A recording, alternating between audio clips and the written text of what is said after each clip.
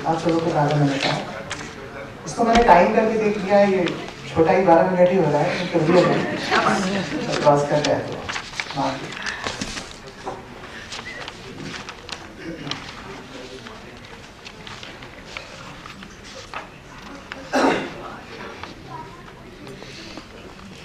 तीसरा, जब तक कि अपनी लेखकीय टिप्पणी में साही ने आस्था को अपनी कविता का आधार कहा है। उनकी एक प्रारंभिक कविता में यह पंक्ति भी आती है कि अपनी हारी आस्थाओं की रोशनी हमें पहुंचाने बाहर तक आई। आस्था एक विडंबनापूर्ण शब्द है और साही सरीखे कवि के संदर्भ में जिसके निजी जीवन का अधिकांश हिस्सा प्रखर राजनीतिक प्रतिबद्धताओं को समर्पित रहा, एक क्षण को हमें असहज कर सकता है यदि हम इस शब्द के निहितार्थों को व्याख्यायित करने की सरसरी ही कोशिश भी न करें। आस्था का केंद्र एक अनिश्चय का बना होता है, जिससे होकर दूसरी ओर हमारी दृष्टि यथार्थ के जने अवश्यंभावी नैराश्य से परे एक ऐसा आख्यान कल्पित कर पाती है जहां ग्रामशी के ऑप्टिमिज्म ऑफ द विल की जगह होती है, जहां हम अपने जीवन के बिखराव, अस्तित्व के दुख, अपने समय काल की सामाजिक आर्थिक विषमताओं के बरक्स अपने जीवन को बचा पाने की वजह खोजते हैं और इन दुखों से लड़ने के उपकरण भी।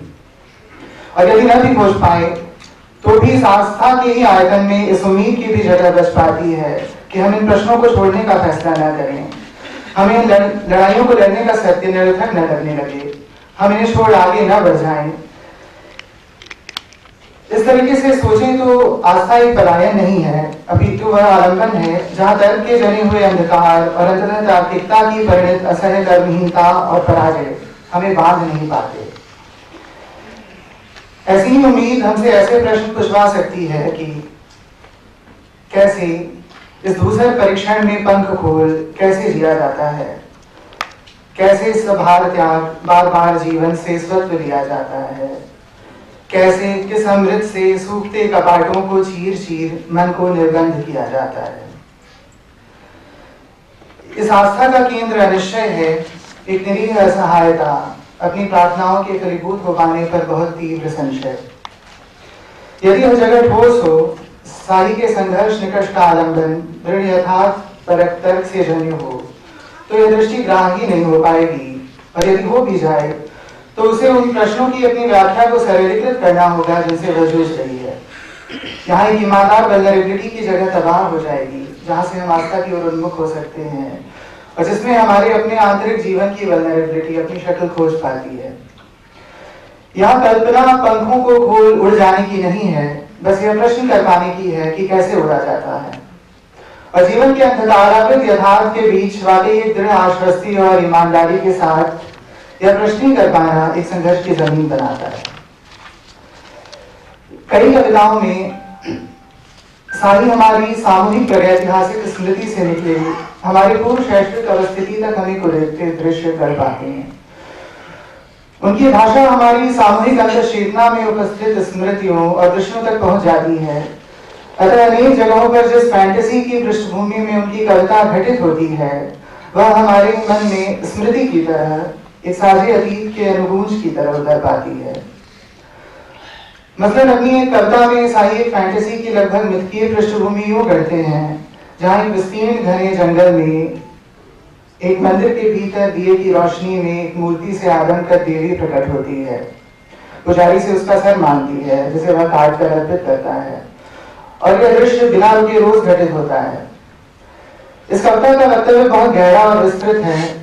यहाँ उस पुजारी का अकेलापन, उसका एलियनेशन, उसकी अपनी अवस्थिति पर प्रश्न कर पाने की दुखद असहायता, वह जीवन और समाज जो इस क्रियाकलाप को सामान्यीकृत करता है, और वहां से पराजित होने का कवि का यह निर्णय, यह तमाम गंभीर चीजें जिस दृश्य के भीतर पैबस्त हो खुद को व्यक्त करती हैं, वह लगभग सरसराता हुआ हमें भीतर तक झंकृत कर पाता है।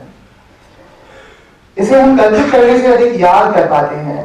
विचाराश्रित अन्वेषण जहां हमारा साथ दे, उसके पहले ही अतिरिस्म हम पर हावी होने लगता है। ये पहाड़ियां और उन पर उगे हुए जंगल इतने पुराने हैं कि उन पर रोज एक जैसी सुबह होती है और एक ही तरह से सूरज डूबता है। मेरा अनुमान है कि एक ऐसा क्षण आता है जब इन पर से बीतते हुए सूर्योदय और सूर्यास्त का क्रम बीच से टूट जाता है और बिल्कुल खला में इस मंदिर के भीतर का अंधेरा और उसमें टिमटिमाता दिया उगाता है। यह स्मृति बोध अपने साथ ही एक नॉस्टैल्जिया भी करता है। यहाँ एक पुरानी अवस्थिति में लौट पड़ने की अनेक कामनाएं दृष्टिगत होती हैं, लेकिन यह अतीत रूमानी स्वप्न लतीत नहीं होता। यह उस प्रारंभ का नॉस्टैल्जिया है जहां से हम विस्थापित हुए। इस विस्थापन की कल्पना भी आस्था से ही जल्दी दिखती है। यह पूर्णतः निश्चित नहीं होता कि यह विस्थापन कहाँ से है और कहाँ की ओर है। यहाँ कुछ दृश्यगत होता है तो वह गति है जिसमें हमसे शायद कुछ छूट गया, जिसके बहाव में हम खो गए, हमारा कुछ बिसर गया, या कुछ शायद हमारे मूल्य हैं, शायद हमारी मनुष्यता, शायद हमारी सदायशता या कुछ और। इस अतीत में हमारा वह चेहरा है जो अब हमारी पहचान में नहीं आता।